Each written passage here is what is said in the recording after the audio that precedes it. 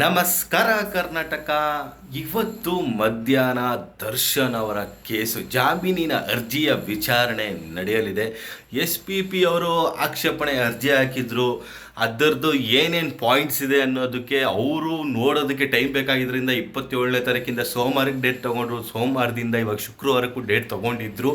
ಯಾಕಂದರೆ ಅವರು ಏನೇನು ಪಾಯಿಂಟ್ ಹಾಕಿರ್ತಾರೆ ಅದ್ರ ಬಗ್ಗೆ ಎಲ್ಲ ವಿಚಾರಣೆ ಮಾಡಬೇಕಲ್ಲ, ಅವರು ಚೆಕ್ ಮಾಡಬೇಕು. ಮತ್ತು 3991 ಶೀಟ್ದು ಒಂದು ಚಾರ್ಜ್ ಶೀಟ್ ಇದೆ, ಅದರಲ್ಲಿ ದರ್ಶನ್ ಅವರ ಪಾತ್ರದ ಬಗ್ಗೆ ಎಲ್ಲ ಸ್ವಲ್ಪ ಸ್ಟಡಿ ಮಾಡಬೇಕಾಗತ್ತೆ. ಇವತ್ತು ಬೇಲ್ ಅಪ್ಲಿಕೇಶನಲ್ಲಿ ಇವತ್ತು CV ನಾಗೇಶ್ ಅವರು ಒಂದು ಅಪ್ಲಿಕೇಶನ್ ಆಗಿದ್ದಾರೆ.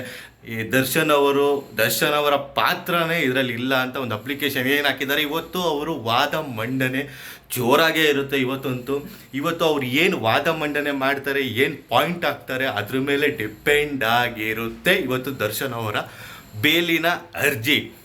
ನೋಡೋಣ ಸ್ನೇಹಿತರೆ, ಒಟ್ಟಿನಲ್ಲಿ ಇವತ್ತು ಮಧ್ಯಾಹ್ನ ಸ್ಟಾರ್ಟ್ ಆಗುತ್ತೆ. ಎಷ್ಟೊತ್ತು ವಾದ ನಡೆಯುತ್ತೆ ನೋಡೋಣ, ಏನೇನಾಗುತ್ತೆ. ತುಂಬ ಕುತೂಹಲದಿಂದ ಕಾಯ್ತಾ ಇದ್ದೀನಿ ನಾನಂತೂ.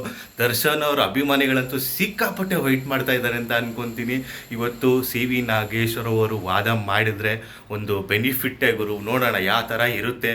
ಆದಷ್ಟು ವಾದ ಚೆನ್ನಾಗಾಗಲಿ.